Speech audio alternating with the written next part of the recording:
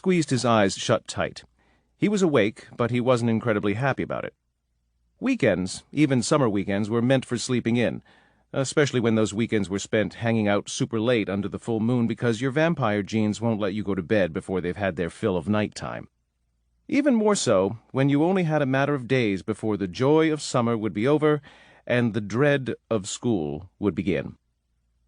A low, buzzing sound drifted over his face, paused, then moved again toward his right ear. He popped open one eye and glared in disgust at the housefly that was hovering about the room. So that's what had woken him. The fly fluttered over and landed on the tip of Vlad's nose. He swatted it away, and when it took refuge on his pillow, he smacked his hand down to squash it, but missed. Vlad grumbled obscenities under his breath. What did the fly have against sleep, anyway? Flapping its tiny wings, it buzzed across the room and landed directly on the center of Henry's forehead. After a moment of hesitation, Vlad crept over to Henry's sleeping bag. He raised his hand slowly, giving the fly one final chance to move. He whispered, "Don't think I won't do it." The fly responded by washing its gross little fly face. If it could have spoken, Vlad was almost positive it would have laughed at him. Vlad brought his hand down fast and hard.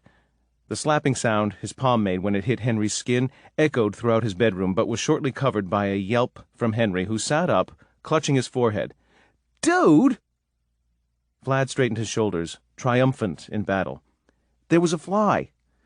Henry rubbed his forehead, snarling in disgust. "Well, did you at least kill it?" "Yeah, I think so." The fly buzzed past his ear and out the door. Vlad swore again, but was cut off by Henry. "I smell bacon."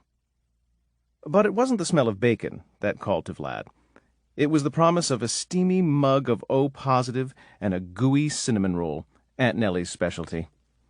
One big plus of living with Nellie, who was actually no relation to him at all but his mother's best friend for years and years before his parents had passed on, was that she could bake cinnamon rolls so sweet and delicious that if she had the determination and funding, she could easily give Cinnabon a run for their money. Just stay away from her meatloaf. They raced out the door and down the stairs. By the time they reached the kitchen, they were panting and famished. Henry spotted the plate of crisp bacon on the table and grunted, "Food." Vlad opened the freezer and grabbed a bag of blood. He plucked a coffee mug from the cupboard and nudged Henry out of the way as he headed for the microwave. "Food." Aunt Nellie turned from her spot at the stove and chuckled. "I take it that means you boys are hungry?" But neither Vlad nor Henry answered with any sound that could be classified as a yes or a no. Henry was too busy chewing on several slices of bacon at once, and Vlad had his head tilted back as he gulped down some warm O-positive. It slid down his throat easily. It was always better warm. And when his thirst was quenched, he smacked his lips in satisfaction and reached for a cinnamon roll. Blood and frosting? The vampire's answer to coffee and donuts. "Deb mentioned that an entire freezer of blood is about to expire at the hospital. With your appetite lately, Vladimir, I'd better sneak out as much of it as I can." Nellie placed more bacon on the platter and sat a plate of eggs in front of Henry. She flashed Vlad a look of disapproval. "You've got blood all over your shirt." Vlad looked down at the two dime-sized red circles on his shirt and smiled sheepishly. "Sorry, I was really hungry." Nellie's gaze softened. "Just be more careful next time.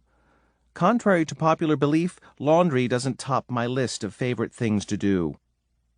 Henry swallowed and reached for the pitcher of orange juice. "So did you get your schedule yet?" Vlad nodded and sighed with an air of gloom and doom. "I got Mrs. Bell for English, first period." Henry offered Vlad a sympathetic glance. "Looks like you're not alone. I've got her, too. And from what my mom said yesterday, so does Joss. When's your cousin supposed to get here, anyway?" Vlad stuffed most of the gooey cinnamon roll into his mouth and chewed. The truth was, he was kind of nervous about Henry's cousin moving to town. There was always the slight chance that Joss would interfere with his and Henry's time together, or, worse, that he and Joss might not get along.